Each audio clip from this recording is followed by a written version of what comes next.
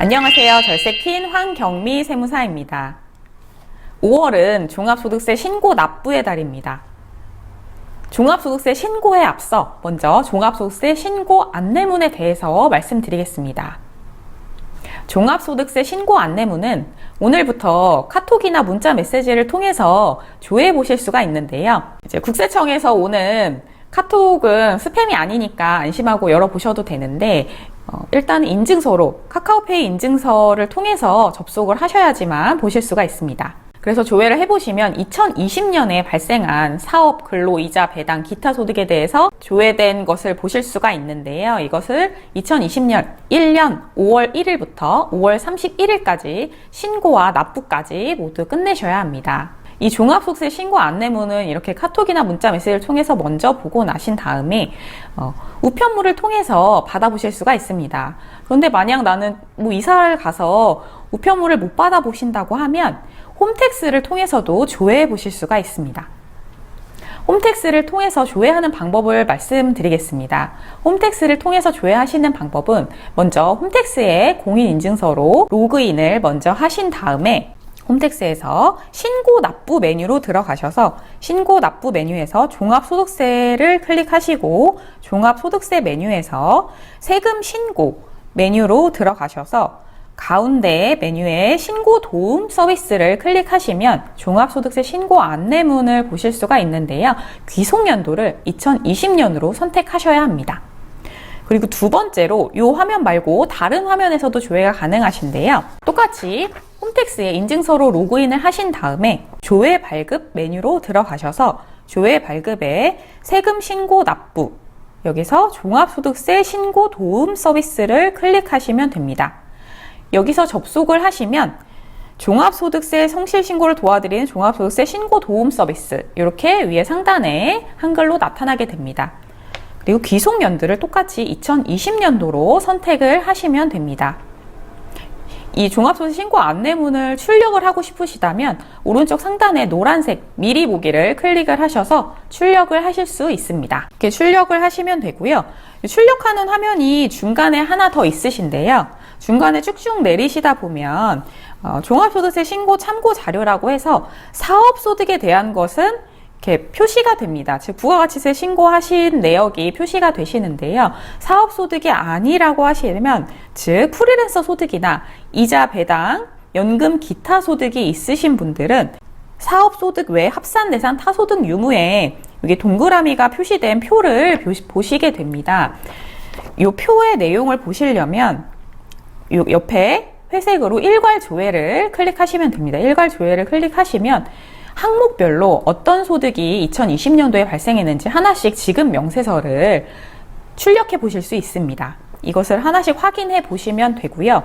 이 지급 명세서를 조회하는 화면은 이거 말고도 있는데요. 또 다르게 접속하시는 방법은 홈택스에 접속을 하셔서 왼쪽 상단에 마이 홈택스를 들어가셔서 마이 홈택스에 연말정산, 장려금, 학자금 메뉴에서 지급 명세서 등 제출 내역 여기서 들어가서 보시면 2020년도에 발생한 소득뿐만이 아니라 더 옛날에 발생한 소득도 모두 다 조회해 보실 수가 있습니다.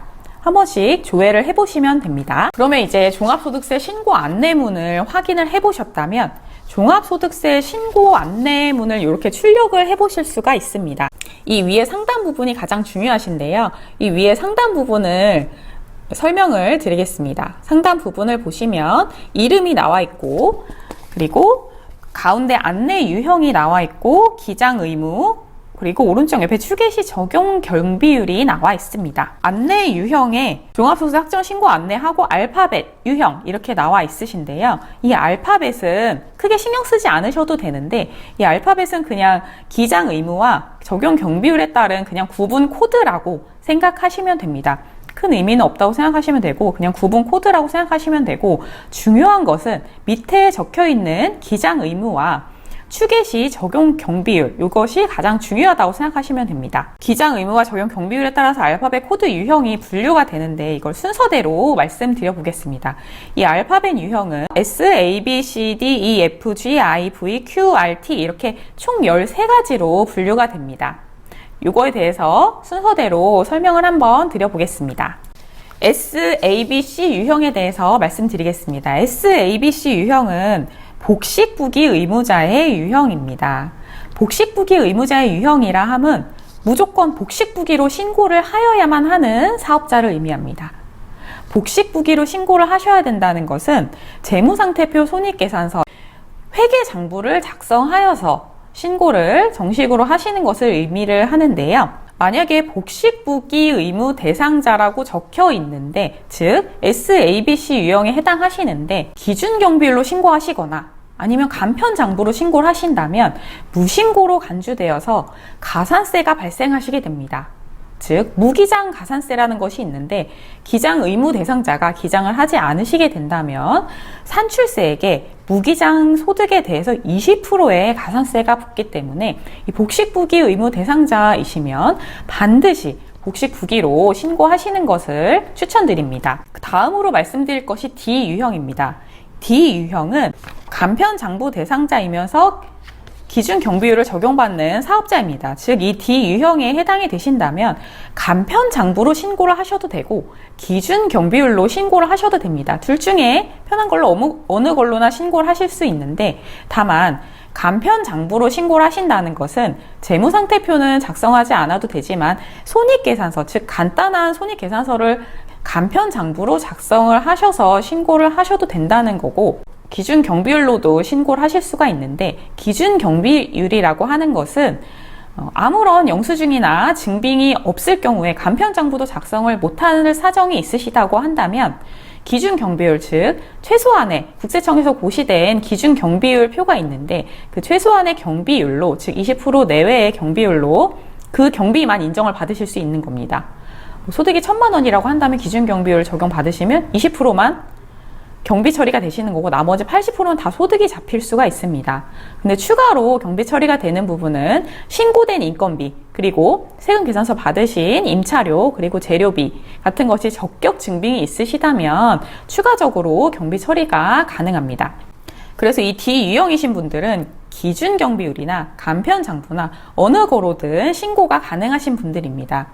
그런데 이 D유형에 해당하시는 분들이 가장 유리한 것은 복식부기로 신고를 하시는 것이 가장 유리합니다. 왜냐하면 D유형에 해당하시면 간편장부나 기준 경비율로 신고를 하실 수가 있는데, 그럼에도 불구하고 복식부기로 신고를 하신다면 기장세액공제라는 것을 적용받으실 수가 있습니다. 즉 종합소득세가 산출된 세액에서 20%의 세액공제를 추가로 받으실 수 있기 때문에 이 D유형은 어느 거로도 신고가 가능하시지만 기준경비율, 간편장부, 복식부기 3개 중에 아무거나 신고를 하셔도 되지만 복식부기 신고가 가장 유리하신다는 점을 알아두시면 됩니다.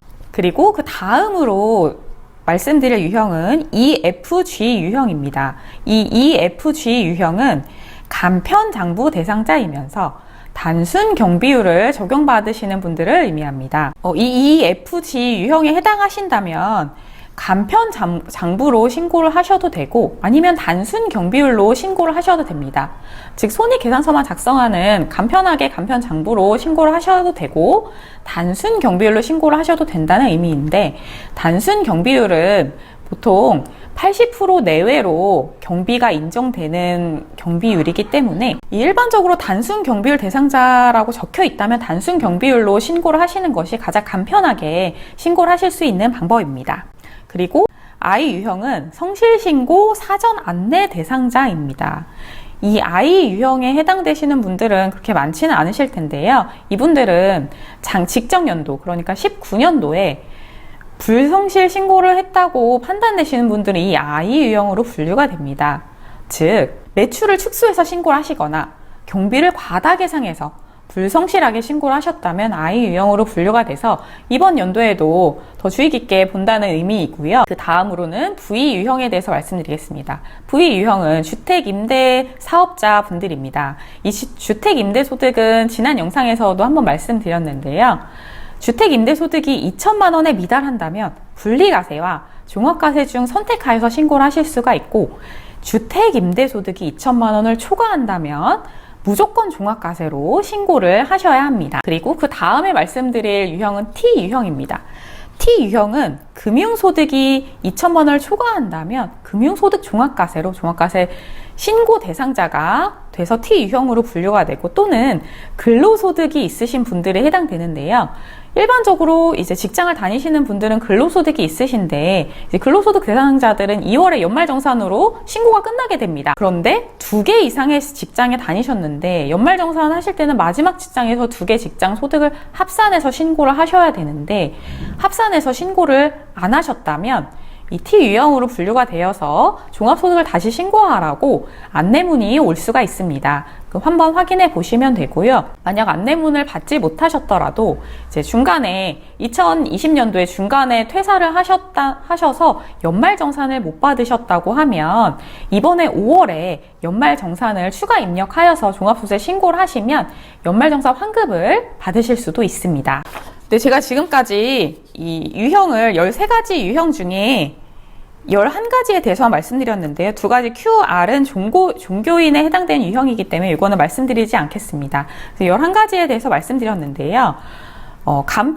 기장 의무가 간편장부, 복식부기 의무. 요거 2가지는 간편장부는 간편하게 손익계산서만 간편하게 작성하는 것을 의미하고 복식부기는 손익계산 원칙적으로 회계 기준에 맞춰서 재무제표와 손익계산서를 모두 다 작성하는 걸 의미한다고 말씀드렸는데요. 경비율은 단순 경비율과 기준 경비율이 있는데 단순 경비율이라고 적혀 계신 분들은 단순 경비율로 무조건 신고를 하셔도 되지만 기준 경비율로 적혀 있는 분들은 주의를 하셔야 됩니다. 기준 경비율인데 복식부기도 똑같이 적혀 있다면 무조건 복식부기가 우선이신 거고 기준 경비율인데 간편장부로 적혀 있으신 분들은 둘 중에 어느 걸로 신고하셔도 된다고 생각하시면 됩니다. 그런데 이 경비율은 국세청에서 매년 고시를 해주는데요. 이거를 따로 조회하실 필요는 없고 아까 출력하신 이 안내문을 보시면 안내문상에 이 2번째 칸에 경비율이 적혀 있습니다.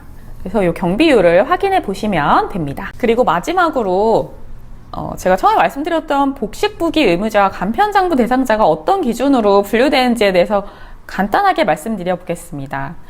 이게 분류되는 기준은 2020년도 기준이 아니라 2019년 기준입니다. 직전 연도 기준으로 복식부기인지 간편장부인지 구분이 된다는 뜻입니다. 즉 복식부기자 기준은 2019년도 총 수입 금액이 간단하게 업종 하나씩 말씀드리면 도소매업은 3억 원, 그리고 음식 숙박업은 1억 5천만 원, 그리고 프리랜서 등 서비스업은 7,500만 원이라고 보시면 됩니다. 2019년에 3억 1억 5천, 7,500만 원을 초과하셨다면 2020년도에 얼마가 발생하셨던 관계없이 복식부기 의무 대상자입니다. 이렇게 구분하시면 되고요. 지금까지 이 종합소득세 신고 안내문에 대해서 말씀드렸습니다. 종합소득세 신고 안내문을 한 번씩 확인을 해보시고요. 가장 중요한 건 기장 의무와 추계시 경비율에 대해서 내가 어떤 걸 적용받는지 확인을 하셔서 꼭 5월 1일부터 5월 31일까지 신고를 마무리하셔서 가산세 위험에서 벗어나시기 바랍니다. 유용한 정보가 되셨다면 구독과 좋아요 눌러주시고요. 저는 다음 영상에서 더 유익한 정보로 찾아뵙겠습니다. 감사합니다.